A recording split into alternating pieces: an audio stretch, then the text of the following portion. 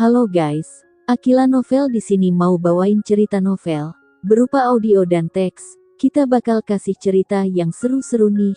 Yuk buruan pantengin terus channel kita ya. Ojo lali di subscribe, mergo subscribe kui gratis orang bayar wakakak. Pisan mane ojo lali di like yo guys, karo di komen Bekila terus semangat nggawe konten hehehe. Yo wis langsung aja masuk ke ceritanya, cekidot. Dua asisten Agatha buru-buru bergegas ke sisinya dan mengerahkan upaya untuk membantunya berdiri. Salah satu dari mereka berkata dengan ragu-ragu, "Mengapa saya mencium semacam bau yang tidak enak?" Tatapan setiap anggota kru film mendarat di tanah di bawah kaki Agatha. Mereka melihat tetesan kecil cairan menetes dari celananya. Jelas bahwa dia telah buang air kecil karena ketakutan. Semua orang menundukkan kepala mereka secara bersamaan dan mengangkat bahu. Agatha mulai sadar kembali. Setelah melihat reaksi orang-orang di sekitarnya, dia mulai meraung keras, "Tidak kek. Ini sangat memalukan." Sebagai bintang wanita, kejadian ini akan menjadi noda hitam dalam karir aktingnya untuk selamanya. Karena Agatha sangat terguncang dari kejadian itu, semua orang memutuskan untuk beristirahat sementara. Tristan sedang duduk di bawah naungan payung ketika manajernya berjalan mendekat dan berkata kepadanya, "Tristan, kamu adalah penggemar balap mobil. Bagaimana kamu bisa mencampur-adukkan rem dan pedal gas? Apakah kamu melakukannya dengan sengaja? Dan jika demikian, bagaimana Agatha menyinggungmu?" Tristan meliriknya dengan dingin. Segera, manajernya mengangkat tangannya dan berkata, "Oke, aku tidak akan bertanya lagi." Cingga, yang sudah menulis draft di taksi, bergegas ke kantor.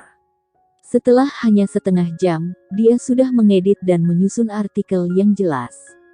Isi artikel tersebut termasuk bagaimana seorang bintang wanita dengan nama belakang Marcelia mengambil keuntungan dari bus online aktor pemenang penghargaan tertentu. Tidak hanya itu, bintang wanita ini melakukannya dengan wajah acuh tak acuh dan menjijikkan. Artikel itu sangat memukau, dan menggunakan kata-kata dan frasa yang tajam dan pedas. Nada mengejek dari artikel itu jelas terlihat oleh semua orang. Pada saat dia selesai mengetik kata terakhir, tangan kanan Jingga sudah lelah. Puas, dia meregangkan punggungnya dengan malas. Jika seseorang berani memukulnya, mereka lebih baik bersiap untuk menderita balas dendam dari penanya. Dia mengalihkan pandangannya dari monitor dan melihat Gina berdiri di belakangnya. Gina mengangkat kepalanya dan berkata dengan mengejek, tidak peduli seberapa serius penampilanmu, kamu masih harus pergi hari ini." Suara itu sedikit keras, sehingga orang-orang di dalam kantor melihat ke arahnya pada saat yang bersamaan. Cingga mengangkat alisnya dan menopang dagunya dengan tangannya. Dia menghela nafas sedih dan berkata, "Gina, aku memang cukup menarik. Namun, kamu tidak perlu memperhatikanku setiap saat. Aku tidak cantik." Gina menjadi marah karena kata-katanya dan berkata, "Jingga, jangan berani-beraninya bertindak fasih di depanku. Aku beritahu kamu, pemimpin redaksi telah mengatakan bahwa jika kamu tidak dapat mengidentifikasi siapa Nyonya Tristan, dia akan memecatmu. Apakah kamu tahu cara menulis surat pengunduran diri? Atau apakah kamu membutuhkan bantuanku untuk menulis surat itu?" Petik 2. Cingga tersenyum dan berkata, "Meskipun kamu memiliki lebih banyak pengalaman di bidang ini daripada aku, saat ini aku tidak membutuhkan bantuanmu." Semua orang yang hadir tertawa terbahak-bahak mendengar kata-katanya. Gina hampir mati karena marah. Dia berbalik dan melihat pemimpin redaksi berjalan keluar dari kantornya dengan ekspresi gelap, menunjukkan kemarahannya. Gina segera membuka mulutnya dan berkata, "Bos, Jingga ada di sini." Pemimpin redaksi mendengar kata-katanya, menatap Jingga dengan marah, dan berjalan mendekat. Tangannya memegang ponsel. "Jingga, apakah kamu masih ingin bekerja di sini? Aku sudah meneleponmu berkali-kali. Beraninya kau tidak menjawab panggilanku?" Bingung, Jingga mengambil ponselnya dari tasnya dan berkata, "Ponsel saya tidak berdering." Pemimpin redaksi menundukkan kepalanya dan membuka ponselnya. Suara, du, jelas terdengar dari ponselnya. Status di ponselku jelas merupakan panggilan yang dilakukan tanpa ada yang mengangkatnya. Bagaimana mungkin ponselmu tidak berdering? Apakah kamu berpikir bahwa jika kamu tidak menerima panggilanku, kamu tidak perlu memberiku hasil hari ini? Aku bertanya lagi, siapa Nyonya Tristan? Sudahkah kamu mengetahuinya? Jika tidak, segera tinggalkan kantor ini. Jingga memeriksa teleponnya, tetapi yang dia lihat adalah screensaver yang tidak dikenalnya. Saat itu, dia mati-matian mencoba mengingat apa yang terjadi. Dia telah melemparkan teleponnya sendiri ke sofa, tetapi ketika dia hendak berangkat kerja, dia mengambil telepon seluler dari meja kopi. Jadi ponsel yang saat ini dia pegang di tangannya, ponsel siapa itu? Hanya satu pikiran yang terlintas di benaknya. Seolah-olah untuk mengkonfirmasi hipotesisnya, panggilan kepala editor tiba-tiba masuk. Di ujung telepon yang lain, Tristan yang tidak sabar menjawabnya dengan sederhana, "Halo." Suara Tristan sangat mudah dikenali, karena sangat unik. Jadi, meskipun dia hanya mengatakan sepatah kata pun, seluruh kantor menjadi tenang. Jingga bingung. Pemimpin redaksi juga tercengang. Dia menatap ponselnya dengan tak percaya. Aku menelepon orang yang salah. Saat berikutnya, Jingga buru-buru mengambil ponsel dari tangan pemimpin redaksi sambil berteriak, "Sayang. Secara tidak sengaja ponsel kita tertukar tadi." Petik 2. Setelah dia menyelesaikan kalimatnya, dia melihat orang-orang di sekitarnya, tersenyum, dan dengan cepat melanjutkan, "Aku sedang sibuk sekarang, aku akan menutup telepon dulu. Meneleponmu lagi nanti." Sebelum aktor terbaik Tristan bisa menjawab, dia sudah menutup telepon. Seluruh ruangan masih dalam keheningan. Setelah beberapa saat, seseorang bertanya, "Jingga, kamu sudah punya pacar?" Jingga mengangguk. "Mengapa suara pacarmu terdengar sangat mirip dengan aktor terbaik Tristan?" Jingga mendongak dan menjawab dengan serius, "Biarkan aku memberitahumu semua, aktor terbaik Tristan adalah suamiku." "Wah kakak, kita semua tahu bahwa kamu adalah penggemar aktor terbaik Tristan. Namun, karena kamu sudah punya pacar, kamu harus berhenti bersaing dengan kami untuk aktor terbaik Tristan." Ironisnya, tidak ada yang percaya padanya ketika dia mengatakan itu. Mereka menoleh dan melanjutkan pekerjaan mereka. Ketika Jingga mendengar kata-kata mereka, dia tiba-tiba menjadi kesurupan.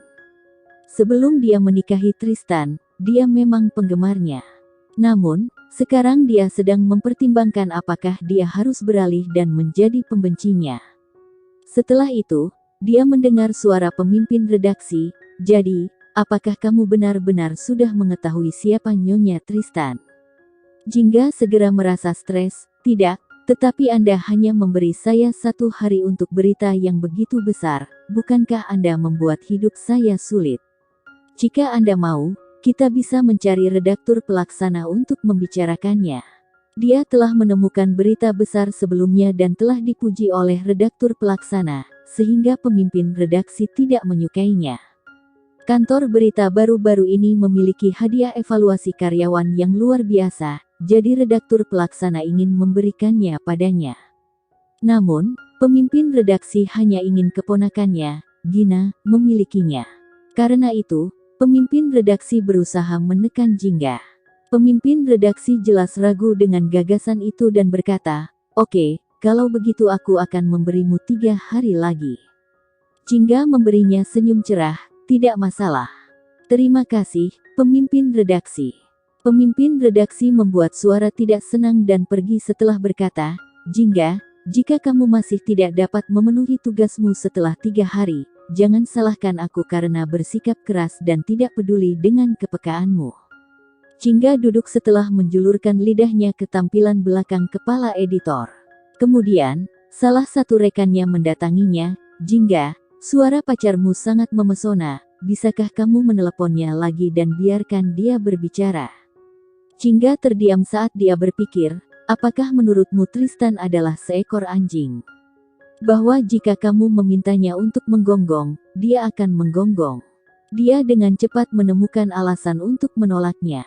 Namun, Tepat ketika dia akan mengirimkan rekaman suara di samping artikel yang dia tulis, dengan cemas, dia menyadari dengan cemberut di wajahnya bahwa rekaman suara ada di teleponnya, yang masih di tangan Tristan. Jingga mencari tempat tanpa ada orang di sekitarnya dan menelepon ponselnya sendiri.